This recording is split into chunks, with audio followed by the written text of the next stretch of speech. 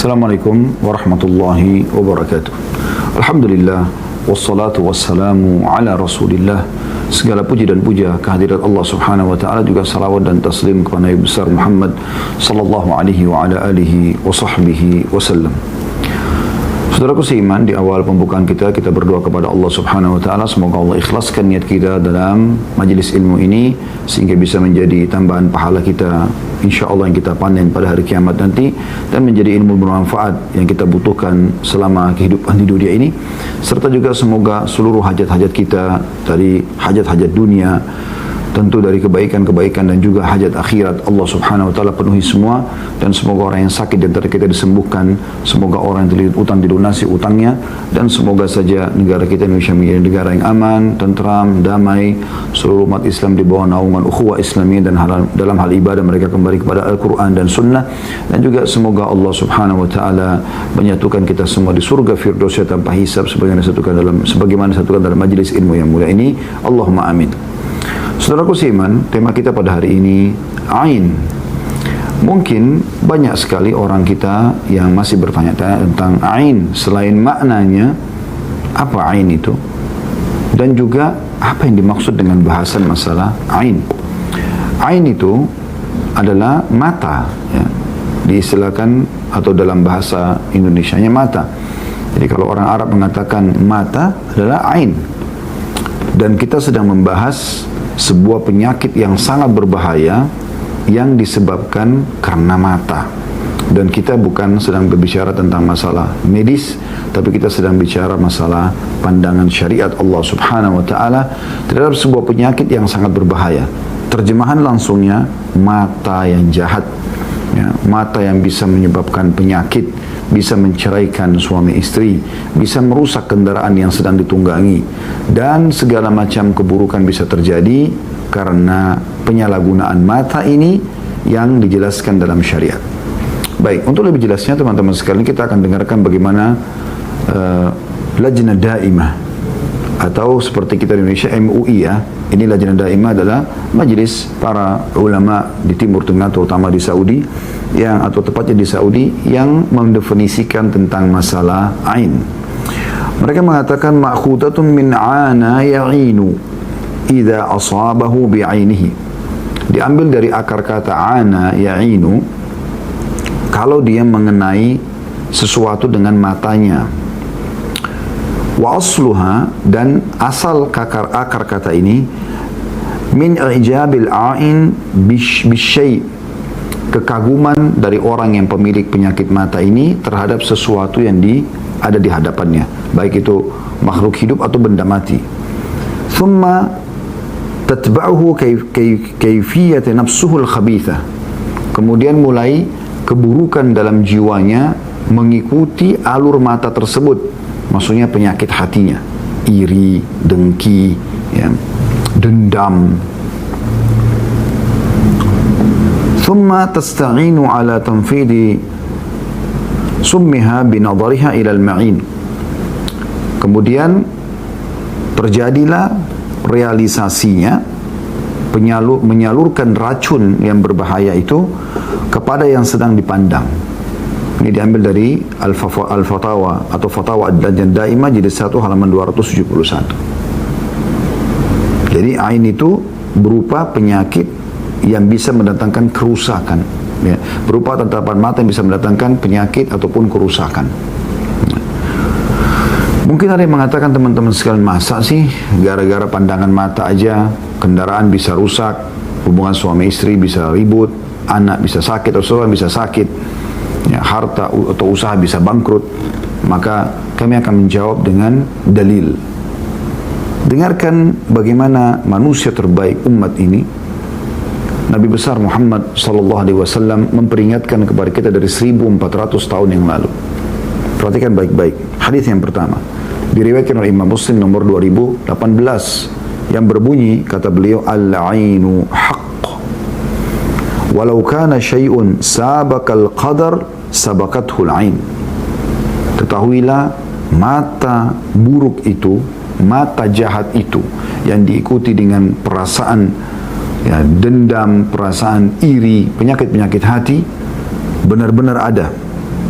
Dan andai saja ada sesuatu yang bisa mendahului takdir, maka ain yang akan bisa melalui takdir itu. Bayangkan, dia bisa kalau bisa mendahului takdir, tapi kan tidak mungkin karena takdir mendahului segala satunya. Tapi kalau ada yang bisa mendahului takdir, maka ain lah. Maksudnya ibarat atau bahasa ini kiasan tentang bagaimana cepatnya efek penyakit ain itu. Ya. Dan riwayat yang lain, riwayat Imam Muslim nomor 2195, Aisyah radhiyallahu anha berkata, karena Rasulullah sallallahu alaihi wasallam ya'muruni an astarqiya minal ain. Rasulullah sallallahu alaihi wasallam memerintahkanku agar diruqyah untuk sembuh dari penyakit ain. Ya, penyakit ain. Jadi biasanya karena orang itu cantik, ya, mungkin tidak umum, ya, gagah tidak umum, pintar tidak umum, ya. Artinya betul-betul dia punya kelebihan yang luar biasa gitu, kaya, ya, apalah segala macam kelebihan-kelebihan. Ini sangat rentan sekali kalau bertemu dengan orang yang punya penyakit ain. Dasarnya dia iri. Kenapa orang ini lebih tampan, kenapa orang ini lebih cantik, kenapa orang ini lebih pintar, kenapa orang ini lebih kaya, kenapa orang ini lebih sukses. Nah, seperti itu. Jadi bisa mengundang ain. Oleh karena itu teman-teman sekalian, sebelum saya lanjutkan dalil selanjutnya, saya sangat menyarankan jangan pernah mengekspos kemesraan di depan umum, di mall, di jalan. Selain memang melanggar agama, juga sangat rentan dengan ain. Di medsos, berapa banyak orang yang mengangkat kemesraannya di medsos, peluk-pelukan suami istri, jalan-jalan ke sana sini, dia nggak sadar. Ya, ternyata dengan itu bisa saja dia kena ain. Ini kita masih di awal pembukaan. Anda ikutin terus, Anda akan tahu nanti lebih jauh tentang ain. Kita masih baru di dalilnya. Tapi ini saya ingatkan dari awal, hati-hati.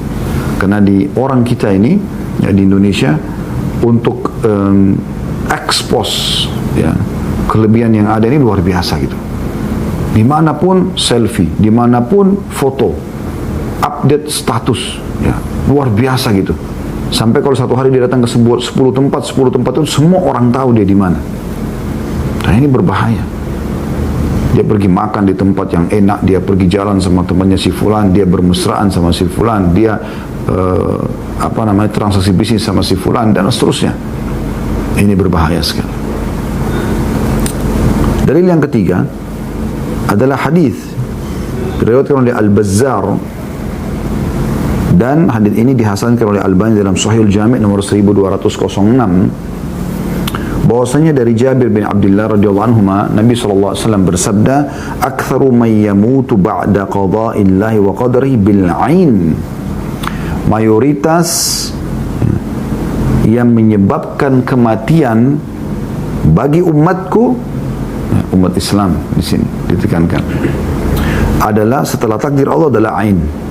Saya ulangi lagi, hadis ini luar biasa, hadis yang hasan, bisa diterima. Kata Nabi SAW, mayoritas umatku meninggal, ya, setelah takdir Allah adalah ain. Bayangkan, ini luar biasa gitu. Jadi corona, kanker, tumor, apalah penyakit-penyakit yang biasa berat yang banyak menyebabkan kematian, itu teman-teman dikalahkan semua sama ain. Jadi saya sangat mendukung teman-teman panitia yang meminta tema ini, ya, karena ini tema luar biasa pentingnya. Ternyata ada satu hal yang menyebabkan banyak permasalahan dalam hidup kita tapi kita tidak sadari. Dan itu sudah dititik beratkan oleh Nabi SAW. Renungi sekali lagi hadis ini. Mayoritas kematian yang terjadi pada umatku setelah takdir Allah SWT adalah disebabkan karena ain. Jadi matinya kena takdir tapi sebabnya karena ain. Bayangkan aja. Jadi banyak orang tabrakan bisa saja karena ain. Orang sehat tiba-tiba sakit karena ain. Orang hidup rumah tangga bahagia karena ain, bisa rusak tiba-tiba, ribut suami istri. Anak-anak jadi nakal dan segala macam hal. Dan dari berita Nabi SAW ini, kita harus lebih dalam mengetahui tentang masalah ain. Kita sudah jelaskan definisinya, kita sudah jelaskan dasar dalilnya tentang kebenaran adanya ain. Ya. Maka kita akan coba masuk, teman-teman sekalian, tentang sebab ain. Ain itu terjadi karena hasad. Karena iri dan dengki dari hati seseorang, kemudian didukung dengan tatapan mata dia yang tajam, akhirnya bisa merusak sesuatu yang dia tidak sukai itu. Jadi dia iri terhadap nikmat yang ada pada orang lain. Dan Al-Lajnah Daimah menjelaskan lagi, waqad amara Allah nabiyahu Muhammadan sallallahu alaihi wasallam biisti'adza minal hasid. Ketahuilah bahwasanya Allah Subhanahu wa taala telah memerintahkan nabinya Muhammad sallallahu alaihi wasallam untuk berlindung dari orang-orang yang iri dan dengki ini. Faqala ta'ala, maka Allah berfirman, wa min syarri hasidin idza hasad. Dan aku berlindung kepadamu dari iri dengkinya orang yang iri dan dengki. Surah Al-Falaq yang sudah kita hafal sama-sama. Ya. Fakullu a'in hasid wa laysa kullu hasidin a'ina. Ketahuilah, semua orang yang punya mata panas itu pasti karena hasad, dan tidak semua orang yang hasad itu punya penyakit ain. Ya. Jadi ini perlu digarisbawahi ya. Jadi semua orang yang punya penyakit ain, lihat apa-apa saja bisa jadi masalah, gitu kan? Maka pasti karena hasad dalam hatinya. Sementara tidak semua orang hasad tiba-tiba langsung punya penyakit ain. Nah, ini maknanya apa? Memang bukan berarti dengan sekali dua kali orang hasad tiba-tiba punya penyakit ain, tapi mungkin karena jadi rutinitas. Dia apa yang dia pandang? Dia pandang ke arah kanan ada orang yang tampan, kok dia lebih tampan. Di sebelah kanan ada orang lebih rapi, kok lebih rapi. Di depannya ada mobil lebih bagus, kok lebih kaya. Jadi semua dia hasad. Maka akhirnya menjadi gelora dalam hatinya penyakit ain, penyakit hati itu, lalu menembus ke pandangan mata dia, sehingga akhirnya apapun yang dilihat teman-teman sekalian akan terganggu dengan dia. Ini Allah Subhanahu wa taala sudah mengingatkan masalah ini. Dan kembali lagi, Majlis Fatwa Lajnah Daimah mengingatkan kepada kita agar setiap orang berhati-hati. Ya, Nabi Muhammad SAW sendiri disuruh oleh Allah SWT untuk berlindung. Bahkan dalam sebuah riwayat yang sahih dikatakan, semenjak turunnya Al-Falaq sama An-Nas, Nabi SAW tidak berlindung lagi kecuali dengan dua surah ini, termasuk wa min syarri hasidin idza hasad. Ada kisah yang unik terjadi di zaman Nabi SAW berhubungan dengan masalah ini. Jadi ada kisah fakta lapangan ya. Abu Umamah bin Sahal radhiyallahu anhu berkata, "Iktasala Abi Sahal ibn Hunayf bil Kharrar." Ya. Bahwasanya Abu Sahal bin Hunayf satu hari pernah mandi di satu wilayah namanya Kharrar. Fanaza'a jubbatan kanat alaihi, dan dia membuka pakaiannya untuk mandi. Dan zaman dulu orang mandi di luar rumah, ya, kayak kamar mandi umum lah gitu ya. Tapi biasa setiap orang punya sendiri, dibuat dari pelapa-pelapa kurma ya. Nah, kalau laki-laki biasanya tempat mandinya sampai ke batas telinga ataupun pundaknya, sehingga orang lain bisa tahu. Kalau perempuan biasanya tertutup semua gitu. Mereka belum punya kamar mandi di rumah, atau belum pakai sistem kamar mandi di rumah lebih tepatnya. Maka pada saat dia sudah membuka bajunya dan kelihatan dia lagi mau mandi, gitu kan, kalau dia berdiri, maka Amir bin Rabi'ah yanzur. Amir bin Rabi'ah, salah satu sahabat yang lain lewat, melihat itu. Qala wa kana Sahlun rajulun abyad. Perawi hadis ya, Abu Umamah berkata, dan Abi Sahal ini pada saat itu memang atau dia berkulit putih yang bersih sekali. Hasanul jild, kulitnya mulus sekali, bagus gitu, orangnya bersih kelihatan. Qala faqala Amir bin Rabi'ah, ma ra'aituka al-yawma wala jilda adra. Maka tiba-tiba Amir berkata, aku benar-benar belum pernah ya melihat kulit indah seperti yang kulihat pada hari ini, bahkan mengalahkan kulit para anak gadis. Dia mengucapkan begitu si Amir ini. Lalu dikatakan dalam riwayat ini, fa'uiqa Sahal makanahu fashtadda wa'kuhu ya. Fa'utiya Rasulullah SAW fa'akhbar anna Sahlan uika wa annahu ghairu ra'ihin ma'aka ya Rasulullah. Fa'atahu Rasulullah SAW fa'akhbarahu Sahal billadhi kana min sya'ni Amir bin Rabi'ah. Faqala Rasulullah SAW, ala ma yaktulu ahadukum akhah ala barrakta innal ayna haqq fatawadda lahu Amir bin Rabi'ah faraha Sahal ma'a Rasulillah SAW laisa bihi ba's. Artinya pada saat itu tiba-tiba ya, Abi Sahal bin Hunayf radhiyallahu anhu sakit setelah diucapkan oleh Amir bin Rabi'ah tadi kata-kata itu, dan makin parah sakitnya ya. Tiba-tiba sakit, tidak bisa mandi, lanjutkan mandi, dan tiba-tiba dia melemas ya. Lalu kemudian hal tersebut dikabarkan kepada Nabi SAW. Lalu Nabi SAW menjenguk Abi Hunayf ya, menjenguk Abi Sahal bin Hunayf. Lalu kemudian setelah melihat, Nabi SAW langsung memahami masalah, lalu beliau mengatakan, kenapa seseorang antara kalian ingin menyakiti atau membunuh saudaranya? Kenapa dia tidak mengatakan semoga Allah berkahi? Maksudnya kenapa harus iri? Kenapa gak justru mengatakan ya Allah berkahi dia atas apa yang kau karuniakan kepada dia? Lalu Nabi SAW memanggil Amir bin Rabi'ah, lalu suruh uduklah kamu. Lalu Amir bin Rabi'ah pun beruduk dan airnya disiramkan kepada Abi Sahal bin Hunayf. Tiba-tiba pada saat itu Abi Sahal pun sembuh dan akhirnya bisa pergi bersama Nabi SAW. Ada potongan tadi terjemahan yang saya lewatkan ya, yaitu seseorang yang menginformasikan kepada Nabi SAW tentang Abi Sahal bin Hunayf sakit, mengatakan dia lagi sakit ya Rasulullah, tidak bisa datang kepada anda. Maka Nabi SAW mendatangi beliau ya. Hadis ini diriwayatkan oleh Malik dalam kitab Muwatta jilid 2 halaman 938. Dalam hadis ini Amr bin Rabi'ah memandang Sahal atau Abi Sahal bin Hunayf dengan penuh kekaguman sehingga menyebabkan Sahal terkena ain. Abi Sahal terkena ain. Ibnu Qayyim rahimahullah menanggapi mengatakan, wa idza kana al-a'in yakhsha darar 'ainuhu wa isabatha lil ma'in falyadfa syarraha biqauli Allahumma barik alaihi. Nah, di sini kita sudah masuk ke masalah bagaimana caranya supaya kita enggak kenakan ain kepada orang, dan bagaimana caranya kita juga tidak kena ain. Bisa dari pihak dia atau dari pihak kita.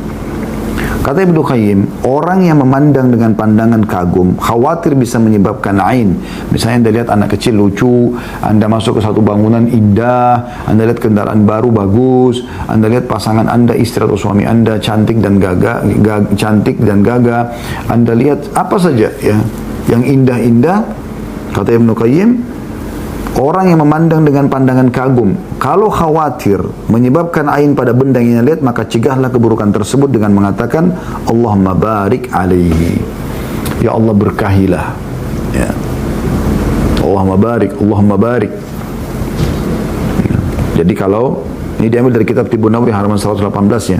Jadi kalau misalnya Bapak Ibu punya anak, Allah karunia Masya Allah anak kecil laki-laki atau perempuan lucu sekali, putih, gagah, cantik, lucu lah. Atau anak-anak kecil kadang-kadang lucu sekali, main-main ya, dengan imut-imutnya segala macam gitu.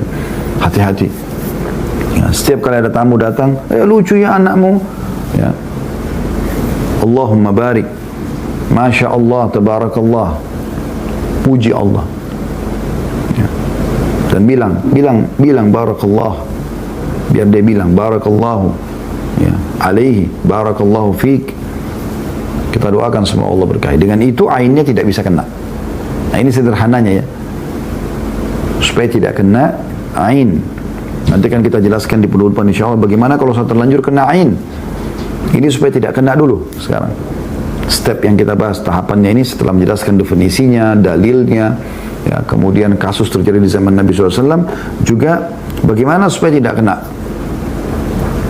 Makanya saya temukan teman-teman di Saudi itu, selama saya hidup di sana 7 tahun ya, maka saya melihat sangat biasa sekali. Setiap orang yang saya temui, yang saya berteman sama mereka di sana, kalau misalnya contoh saya bercerita nih, oh kemarin kami olahraga, kami menang misalnya di kampus. Ya, kalau dulu ada pertandingan basket, pertandingan olahraga lah biasa umumnya di kampus. Kebetulan saya juga ikut dalam tim. Maka kadang-kadang kalau menang kami ceritakan misalnya, atau prestasi di kampus ya, dosen memberikan ujian kemudian hasilnya bagus, atau kita cerita tentang kita akan liburan atau apalah kita baru membeli pakaian baru. Dulu kami di kampus masih pakai sepeda ya. Dalam kampus karena cukup jauh dari tempat tinggal kami, walaupun satu camp, tapi dari asrama kami tempat tinggal ke fakultas cukup jauh, kami beli sepeda karena banyak teman-teman saya pakai sepeda. Baru beli sepeda baru, misalnya kita mengatakan, ceritakan kepada orang. Umumnya kalau saya temui teman-teman dari Saudi ya, mungkin karena mereka sudah diajarkan poin ini. Dan semoga insya Allah apa yang kami sampaikan bisa sampai ke seluruh masyarakat Indonesia. Bahkan yang mengerti bahasa Indonesia, supaya betul-betul kita berhati-hati dengan ini. Setiap kali kami ceritakan, pasti yang pertama keluar dari lisan mereka, Masya Allah, Tabarakallah, Allah barik fik. Selalu begitu. Maha suci, maha suci Allah, maha besar Allah. Dengan sesuai keinginan Allah SWT, semoga Allah memberkahi. Terus mereka itu mendoakan begitu. Masya Allah, Tabarakallah, Masya Allah, Tabarakallah, selalu itu ya. Karena mereka tahu bisa saja dia tanpa dia sadari bisa mengenakan ain, gitu kan. Saya berbagi cerita teman-teman sekalian. Ada teman saya Dr. Hussein Jabiri, semoga Allah jaga beliau sekarang. Seingat saya tahu informasi terakhir, Masya Allah sudah profesor beliau ya. Di bidang tarbiyah ya, dulunya di Fakultas Dakwah bersama kami tamat tahun 98 dulu. Dia cerita sama saya waktu kami bicara tentang masalah penyakit ain ini. Satu waktu sempat diskusi ringan. Terus dia cerita, dia bilang ada sahabat dekat saya. Orang ini orang agamis, luar biasa gitu, dan faham tentang masalah ain. Dia bilang satu waktu dia duduk sama istrinya di sore hari, lagi minum teh. Tiba-tiba saja anak kecil dia yang perempuan itu baru saja teman-teman sekalian baru saja mandi, lucu rambutnya dikuncir gitu, bermain-main depan ayah dan ibunya. Nah, teman Dr. Hussein ini, saya tidak disebutkan namanya oleh beliau, tapi beliau ceritakan langsung. Dia bilang, tiba-tiba dia bilang sama istrinya, lucu ya anak kita. Ayahnya yang bilang kepada anaknya, bayangkan si ayah pada anak, artinya sangat jauh lah ayah mau iri sama anaknya ya, atau dengki gitu loh. Tapi mungkin ada bibit-bibit dulu dia pernah tanamkan dalam hatinya itu, sehingga kedepannya masih ada pengaruh-pengaruhnya gitu loh. Seperti itu, bayangkan. Tiba-tiba dia selesai minum teh, dia pamit sama istrinya, dia pergi kantor, baru keluar mungkin 5-10 menit dari rumah, istrinya tiba-tiba telepon. Apa kata istrinya? Cepat-cepat pulang, anak kita demam tinggi anak itu, anak yang tadi. Dia tiba-tiba spontan pulang buru-buru sampai ke rumahnya. Begitu masuk ke dalam rumah, dia lihat anaknya memang demam. Segera dia ajak istrinya bawa ke dokter anak ini. Begitu tiba di dokter cek, nggak ada apa-apa. Nah, biasanya ciri-ciri ain, ciri sihir itu memang secara medis pun nggak jelas gitu ya. Umumnya begitu. Walaupun ada juga yang terdeteksi secara medis, tapi sebenarnya dia penyakit ain ataupun sihir yang bisa diobatin. Nanti kita jelaskan di penutupan kita insya Allah. Dan ada buku yang akan saya referensikan nanti ya. Nah, teman-teman sekalian, dia bilang setelah itu kami bawa pulang, kami ambil beberapa vitamin. Terus dia bilang sama istrinya, udah sekarang saya mau kerja, kalau ada perkembangan apa-apa beritakan aja kepada saya. Dijaga aja anak ini. Sama dia bilang, begitu keluar 5-10 menit, istrinya telepon lagi. Anak kita makin panas nih. Saya juga nggak tahu harus buat apa, khawatir anak ini kejang-kejang bisa meninggal gitu. Khawatir seorang ibu, maka dia pun pulang ke rumahnya. Kemudian teman-teman sekalian pada saat dia pulang, dia bilang sementara dia naik di mobil, tiba-tiba dia berdoa kepada Allah SWT. Dia mengatakan, ya Allah, apa ini sebabnya? Tolong berikan petunjuk hamba. Subhanallah, dia buka radio, ada bahasan tentang ain. Kebetulan ada satu ceramah di radio yang dia sedang dengar, menuju ke rumahnya, penyakit ain. Dia tiba-tiba keingat, pada saat tadi anaknya habis mandi, dia bilang, lucu ya anak kita. Itu yang dia fokus tuh. Tanpa banyak basa-basi, si ayah ini kena faham, dia pulang ke rumah, dia wudhu, air wudhunya diambil, lalu dimandikan ke anaknya. Mirip dengan kasus tadi, Abu Sahal bin Hunayf, atau Sahal bin Hunayf, yang dikenakan ain oleh tadi, Rabi'ah, Amir bin Rabi'ah. Ya. Jadi akhirnya setelah dimandikan, dia bilang, subhanallah, 15 menit setelah itu, anak itu tiba-tiba hilang demamnya dan ceria kembali. Ini seorang ayah kepada anaknya, coba bayangin. Bukan cuma itu, lebih jauh dari itu, bahkan kata sebagian ulama bisa saja orang kenakan ain dirinya sendiri. Misal, dia lagi lihat dirinya di cermin, dia gagah itu dia cantik. Cantik sekali saya, gagah sekali. Bisa saja dia kenakan ain dirinya sendiri. harusnya dia mengatakan Allahumma barik fi, ya Allah berkahi itu. Masya Allah, tabarakallah. Harus begitu kalau mau selamat. Dan ini luar biasa, sederhana sekali bagaimana kita selamat dari ini. Para ulama mengatakan bahkan ya, ain itu bisa kena kepada benda mati pun, rumah, mobil, ya. Dan ini bisa mengakibatkan rusak, bahkan sampai hancur. Oleh karena itu Nabi SAW sering berdoa dalam salah satu doa beliau, Allahumma inni as'aluka al-afwa wal-afwa fi dini wa dunyaya wa ahli wa mali. Ini kita baca biasa di zikir pagi petang ya. Ya Allah, aku mohon ampunan dan keselamatan pada agamaku, duniaku, keluargaku dan hartaku. Hadis Abu Daud nomor 5074. Juga Allah gambarkan dalam surah Al-Kahfi yang sering kita disuruh baca di malam Jumat, ya.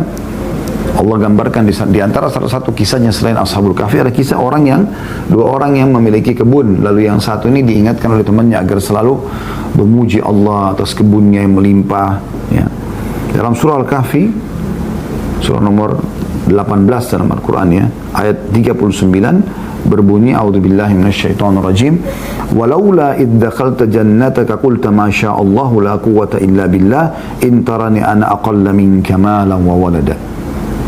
Dan mengapa kau tidak mengatakan waktu kamu memasuki kebunmu, Masya Allah, la quwwata illa billah. Nah, jadi selain tadi Allah mabarik, kita bisa bilang Masya Allah. Kita juga bisa bilang la hawla wa la quwwata illa billah. Sekiranya kau anggap aku lebih sedikit darimu dari hal harta dan keturunan. Para ulama menjadikan ayat ini dalil bahwa harta bisa terkena ain dan boleh diruqyah ketika kena ain. Nah, ini kita masuk ke masalah bagaimana kalau sudah terlanjur kena ain, ya. Subhanallah, ada satu orang terjadi di Riyadh, ya, Saudi. Tiba-tiba saja anak ini yang tadinya berprestasi di sekolah, selalu ranking lah, ya, sakit sehingga tidak bisa hadir masuk sekolah sampai beberapa pekan, dan seperti seakan-akan sudah tidak bisa berfungsi lagi otaknya dia.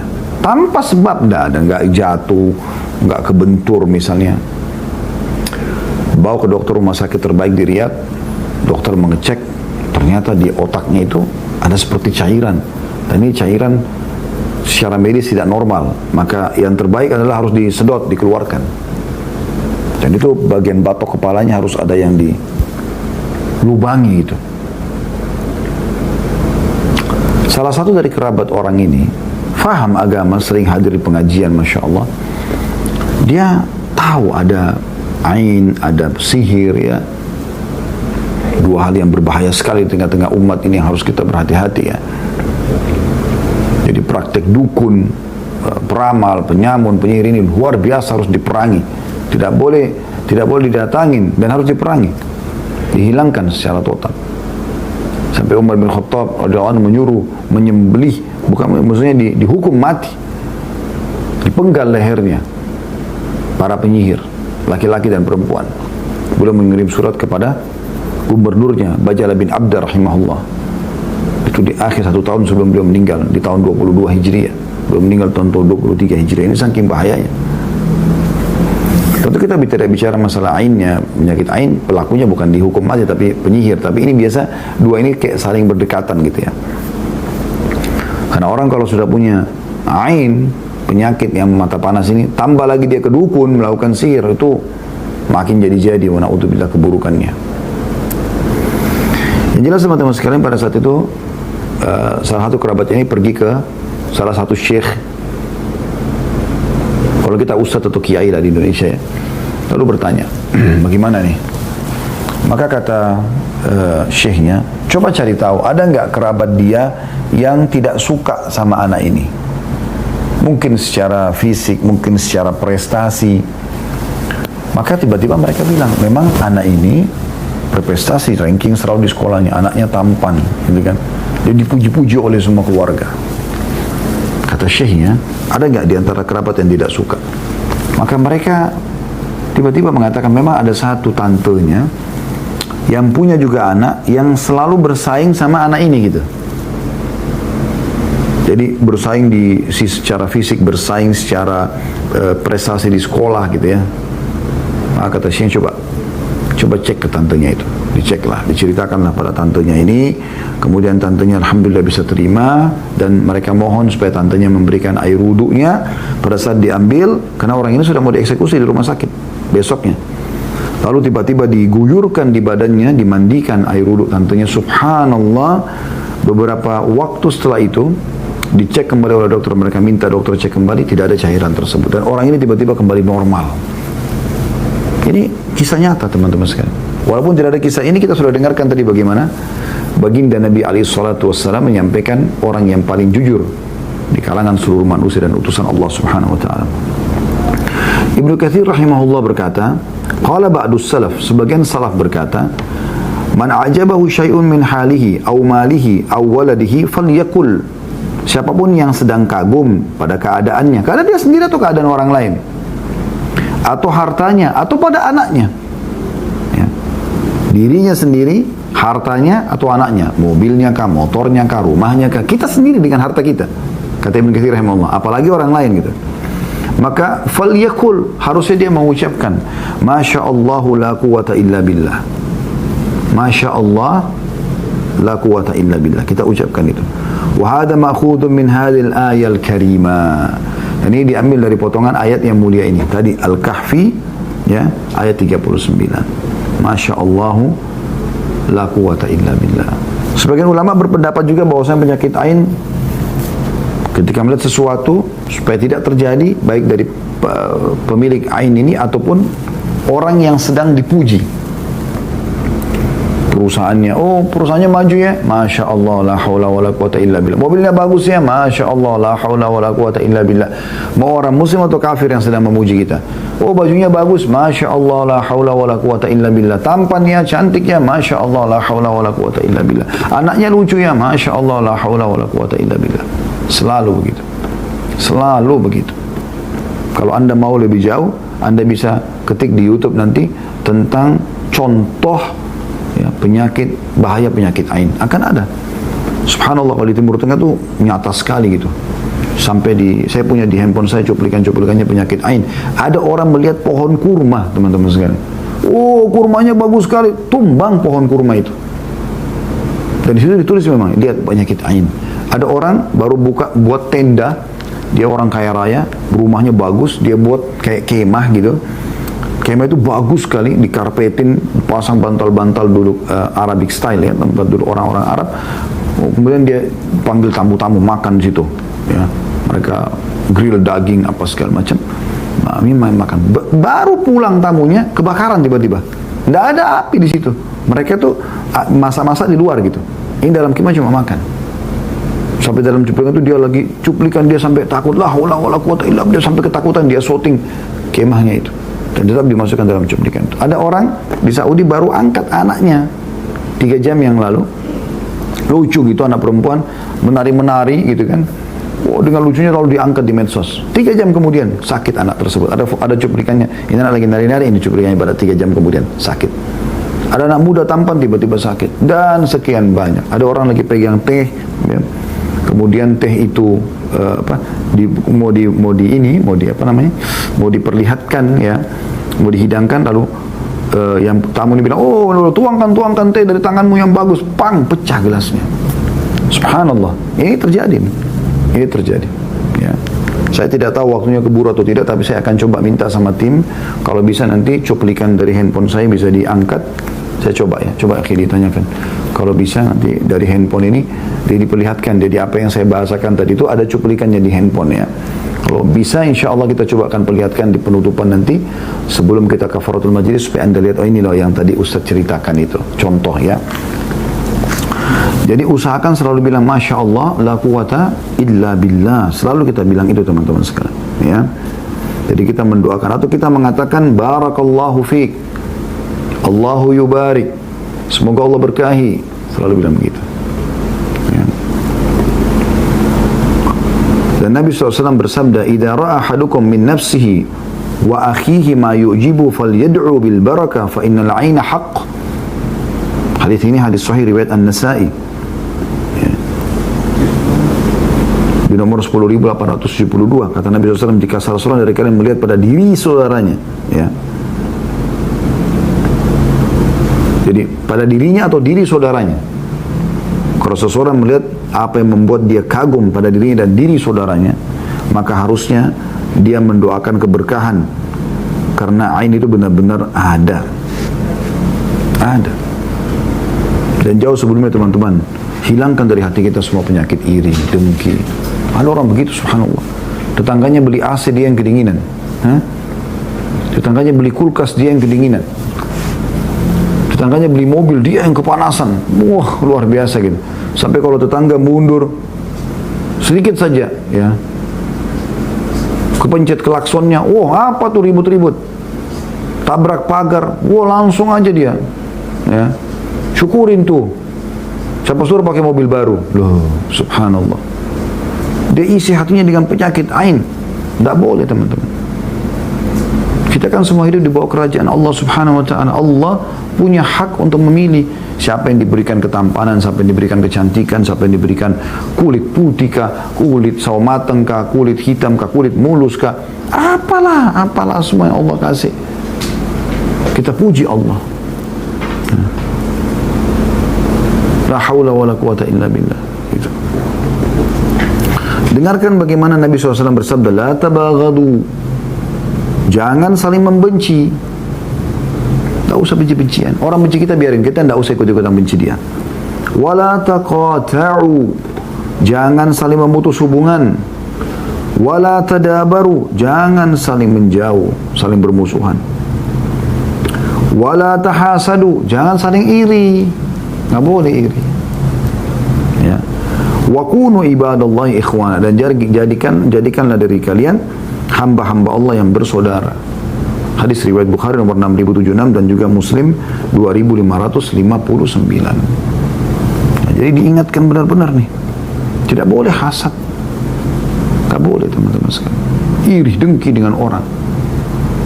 Ada perbedaan tipis antara iri yang haram dengan ada atau cemburu di sini juga bisa ya. Atau iri yang sifatnya dibolehkan tetapi tidak boleh diikuti dengan mirip dengan iri yang ini. Saya kasih contoh. Kalau iri yang diharamkan yang kata Nabi SAW, hati-hati dengan hasad karena dia membakar pahala sebagaimana api membakar kayu bakar gitu kan. Ini adalah kalau anda iri melihat orang punya kelebihan lalu anda berharap hilang dari dia. Supaya dia jadi jelek, supaya dia jadi miskin, supaya dia jadi rusak kendaraannya, supaya rusak rumahnya, supaya rusak hubungannya suami istri. Itu haram hukumnya dan ini bisa menyebabkan penyakit ain. Ya. Ada satu celah, kalau anda lihat, lalu bagaimana Ustaz kalau kita lihat kelebihan orang, kita juga ini tertarik nih, pengen gitu. Ini namanya ghibtah. Kata Nabi SAW, la hasada illa fitnatain. Tidak boleh orang iri, kecuali pada dua golongan ini. Seseorang yang Allah karunia ilmu, dalam riwayat Al-Quran, lalu dia sibuk menghabiskannya di jalan Allah. Siang dan malam dia baca terus Al-Quran. Dia punya ilmu, diajarkan terus. Dan kita merasa iri. Irinya begini, ya Allah, berikan aku seperti engkau berikan dia juga. Tapi tidak berharap orangnya jadi bodoh. Gitu ya. Itu bedanya, itu tipisnya di situ. Dan yang kedua adalah orang yang Allah karunia harta dan sibuk menghabiskan hartanya di jalan Allah, bersedekah terus. Nah ini kita iri. Kenapa dia bisa ya, ada punya harta teman dia sibuk bersedekah, ya saya juga, ya Allah karuniakan saya. Tapi tidak berharap dia jadi miskin. Kita selalu mengatakan, Masya Allah, ya Allah tambahi buat dia, tambahkan buat dia. Dan berikan juga kepada saya seperti dia. Nah begitu, itu boleh. Tapi kalau anda, oh nih kaya ya, matanya melotot, bibirnya jadi doera, apalah segala macam. Kan ini aneh ya. Nah ini yang bisa bahaya, menjadikan penyakit ain. Dan bisa ini dosa ya, bukan cuma sekedar penyakit ain. Hasad itu dosa. Bahkan Allah menekankan dalam surah An-Nisa ayat 32 teman-teman, suami istri aja nggak boleh saling iri. Bayangkan, nggak boleh istri bilang, kok suami saya boleh kerja tuh, saya perempuan kok nggak boleh kerja. Kok kenapa saya harus tutup kepala, suami saya tidak? Itu aja nggak boleh, karena Allah memang sudah perintahkan begitu, masing-masing dibedakan. Tidak boleh juga suami bilang, enak bener nih istri saya cuma di rumah, enak bener di bawah AC, di bawah kipas angin, di bawah rumah, tinggal urus anak, makan, minum, tidur, sholat, udah selesai masuk surga. Perhatikan Allah katakan, surah Nisa ayat 32. A'udzu billahi minasyaitonir rajim. Wa la tatamannaw ma faddalallahu bihi ba'dakum 'ala ba'd. Lirrijali nasibun mimma iktasabu wa lin-nisa'i nasibun mimma iktasaban wa sallallahu min fadlihi innallaha kana bikulli syai'in 'alima. Janganlah kamu iri hati terhadap apa yang dikaruniakan Allah kepada sebagian kamu lebih banyak daripada sebagian yang lain. Siapa yang dimaksudkan di sini? Karena bagi laki-laki, kata Allah, ada yang sudah Allah berikan bagian untuk mereka, dan bagi perempuan ada juga bagian yang sudah Allah berikan untuk mereka. Laki-laki perempuan tidak boleh saling cemburu. Suami istri tidak boleh.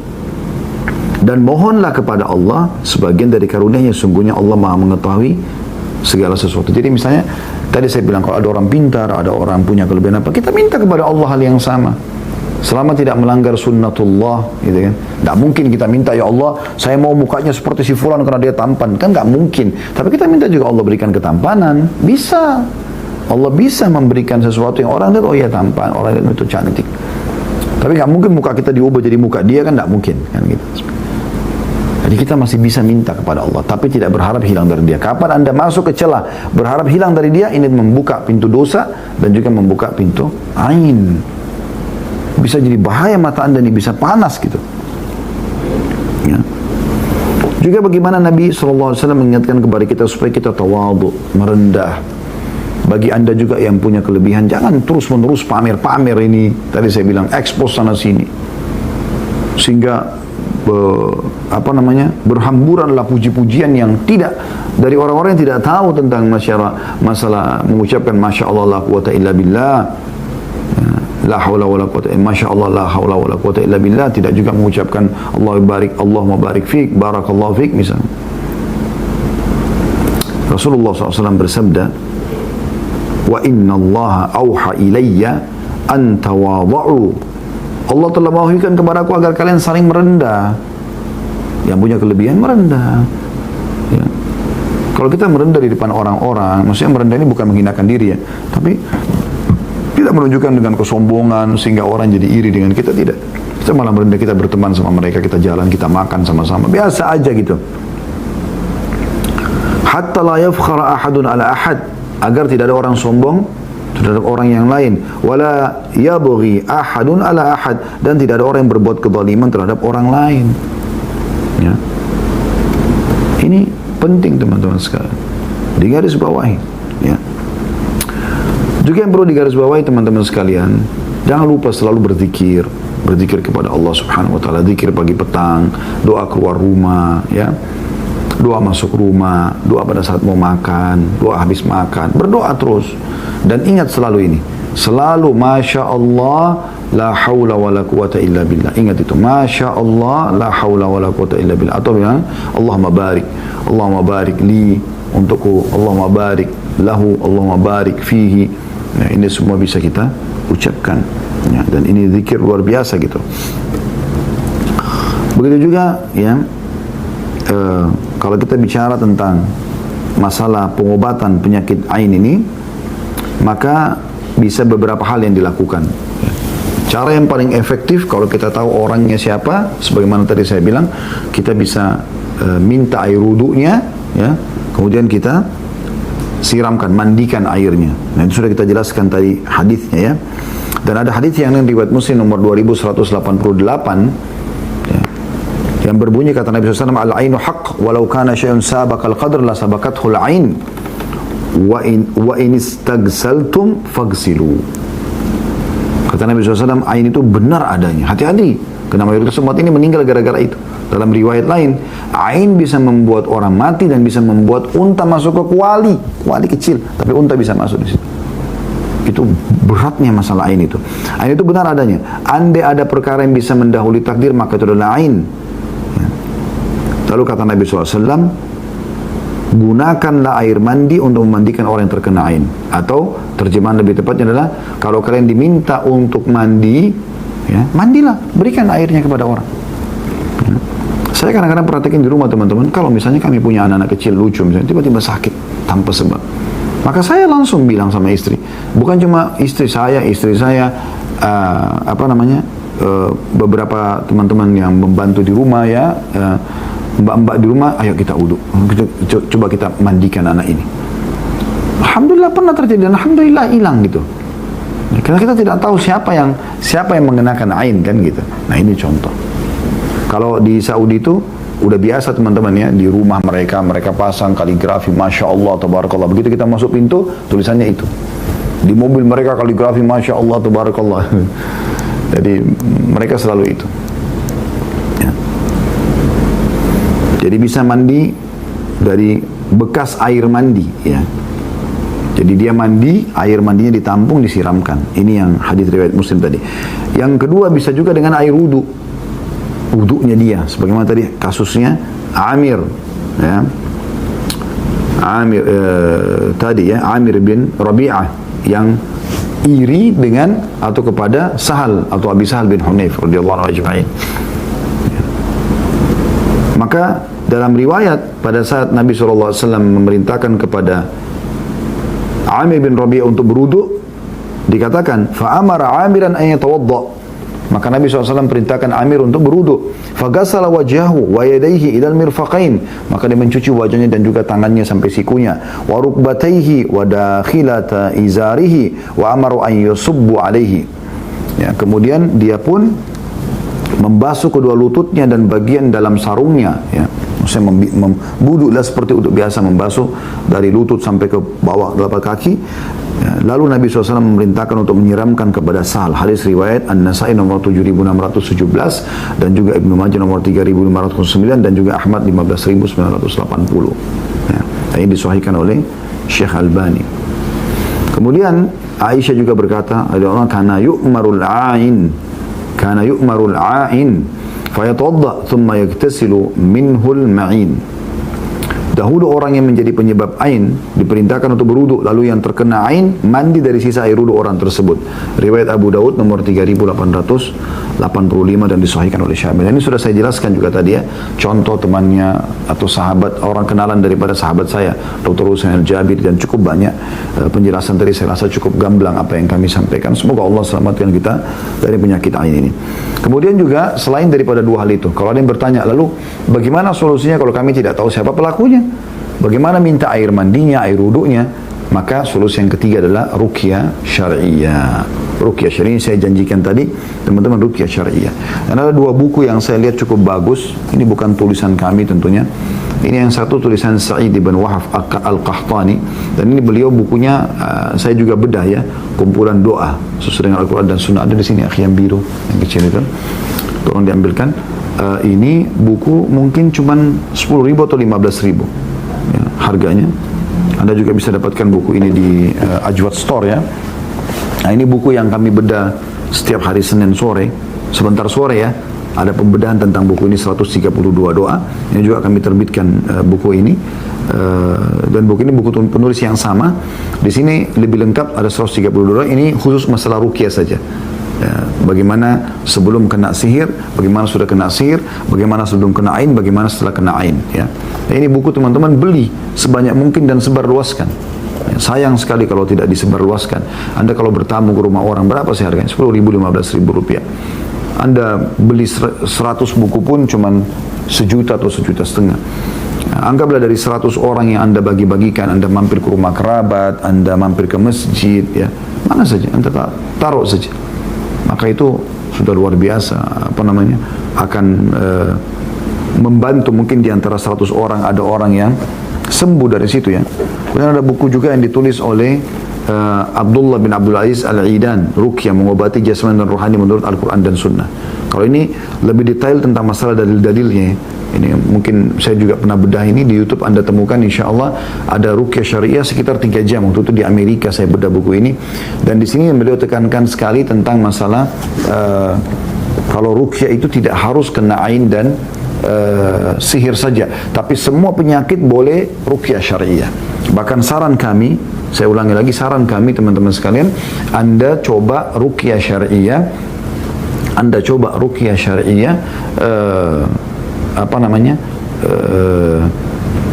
setiap kali mau berobat, ya. Jadi sebelum berobat ke dokter, coba ruqyah dulu.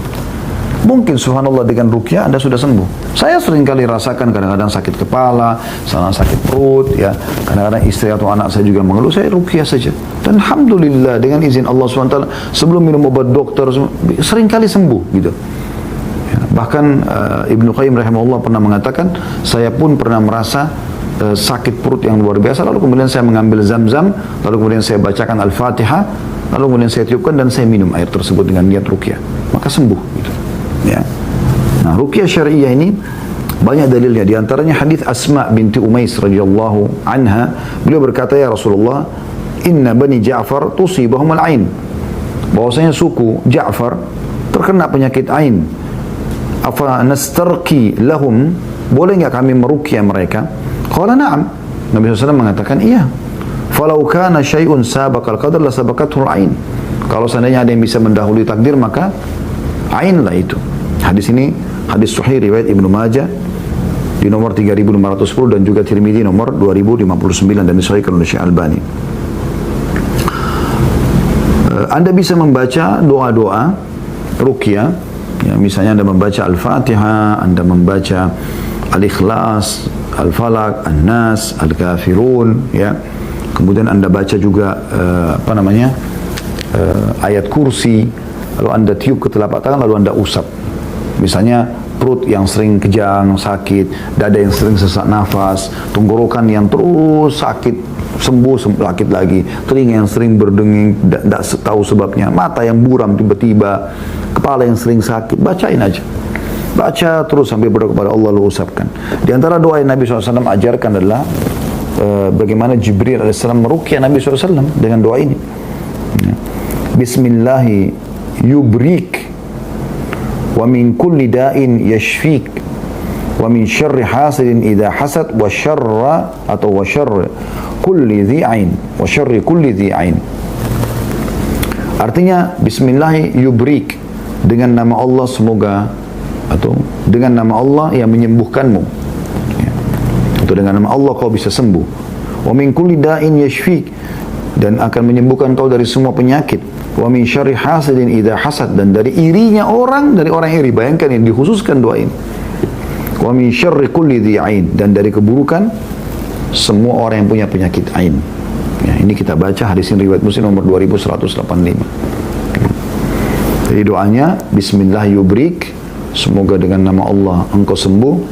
Wa min kulli da'in yashfik, dan engkau sembuh dari semua penyakit. Wa min syarri hasidin idza hasad, dan dari irinya orang yang iri. Wa min syarri kulli dhi ain, dan dari keburukan mata orang yang ya hasad, mata orang yang hasad, ya. Baik teman-teman sekalian, saya akan coba cari cuplikan tadi yang saya janjikan. Saya akan coba kirim ke teman-teman tim dulu. Semoga Allah mudahkan ini cuplikannya. Ini tersimpan di memori tanggal 29 Mei 2007. Amalkan, kalau Anda mau lengkap, Anda bisa miliki buku tadi yang saya beri referensi, atau misalnya Anda ketik di Google kalau lebih simpel. Doa-doa ruqyah. Di YouTube Anda kalau mau dengar langsung doa-doa ruqyah. Anda bisa obatin segala macam hal dengan ruqyah syariah ini. Tapi yang paling mendasar, Anda boleh ruqyah syariah dengan cara, teman-teman sekalian, tadi baca ayat-ayat yang saya katakan, tiupkan ke telapak tangan, usap ke tubuh, ya. Bisa juga Anda baca doa-doa yang sama atau ayat-ayat yang sama, Anda tiupkan ke madu, ke air minum, ya. Anda konsumsi, ya, konsumsi. Dan saya bahkan sudah menyarankan ke jamaah saya, setiap kali Anda mau taruh air galon di dispenser, Anda ruqyah dulu.